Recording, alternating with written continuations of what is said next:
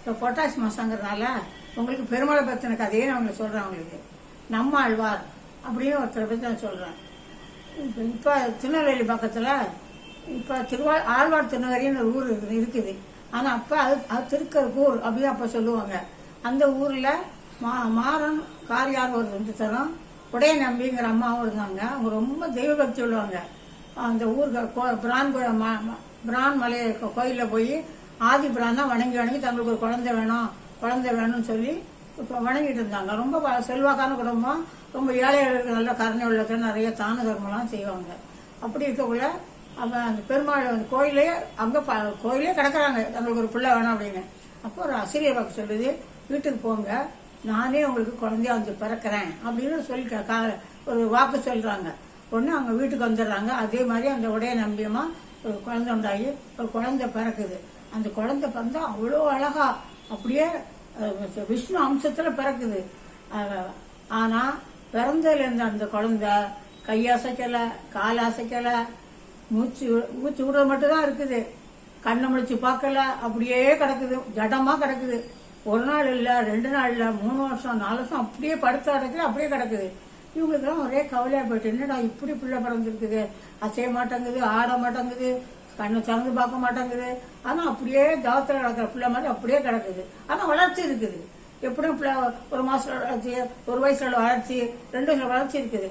ஒரு நாள் என்ன செஞ்சாங்க, அந்த ஊர் கோயில்ல அந்த கோயில்ல போய் அந்த பிள்ளைய போட்டு, எங்களுக்கு இப்படி ஒரு பிள்ளைய கொடுத்தியப்பா, நாங்க என்ன பண்ணோம்னு சொல்றதுக்காக அங்கே தொட்டில் கட்டிட்டு அங்க ஒரு புளிய மரம் இருக்கும்.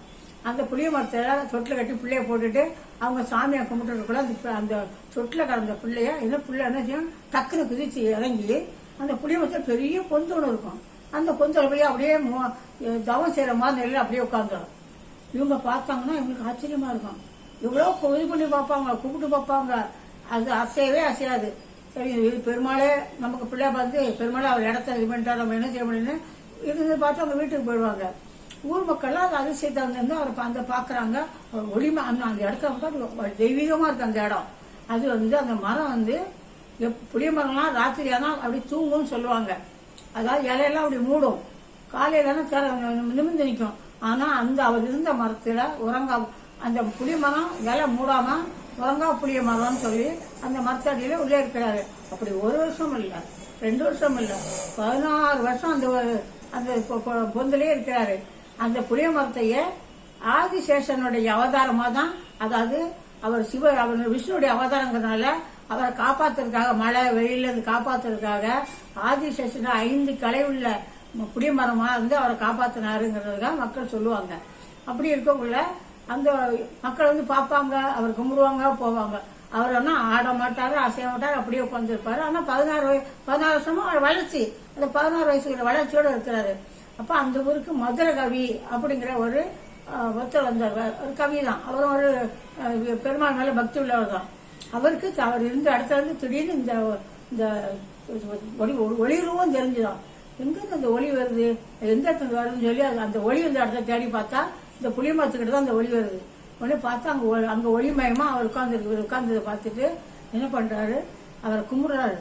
கும்பிட்டுட்டு அது என்ன இப்படி அசையாம இருக்கிறான்னு சொல்லி ஒரு கல் எடுத்து அப்படியே டொக்குன்னு போடுறாரு. உடனே அவருடைய அது வந்து ஒரு கண்ணை திறந்து பாக்குது. ஒரு பார்த்தவன் சொல்றாரு, செத்த வயத்து சிறுஉயிர் பிறந்தால் எத்தை திருந்து அது எங்கே கிடக்கும் அப்படின்னு யாரு சொல்றாரு, அந்த மதுரை சொல்றாரு. சொல்ல செத்த பிணத்தில் சிறுஉயிர் வளர்ந்தால் எத்தை திருந்து அது எங்கே கிடக்கும்னு கேட்டோன்னா அந்த இது சொல்லுவாரு, உள்ள அந்த சொல்லுவாரு, அத்தை திருந்து அங்கே கிடக்கும் அப்படின்னு சொல்றாரு. அப்போ சந்தோஷம் தான், ஆஹா அவர் பேசுறாருன்னு சொல்லிட்டு உடனே ஐயா நான் பெருமாளே நீதான் என்னுடைய தெய்வம், எனக்கு குருவா இருந்து என்னை நீங்க ரட்சிக்கணும்னு சொல்றப்போ, சரி நான் சொல்ற பாடலாம் ஓலச்சுவடு எழுது அப்படின்னு 4000 திவ்ய பிரமத்து நிறைய பாடல் சொல்ல அவர் ஓலச்சுவடில் எழுதுறாரு. ஓலச்சுவடில் எழுதி உலகம் முழுக்க அந்த இதை பரப்புறதுக்காக அந்த மதுரை கவி ஆழ்வாரு. அதுக்கு விளக்கம் சொல்றதுல அவருக்கு அந்த மதுரை கவி அவர் எதுவும் பாடல, ஆனா எல்லாமே இவர் தான் பாடினது.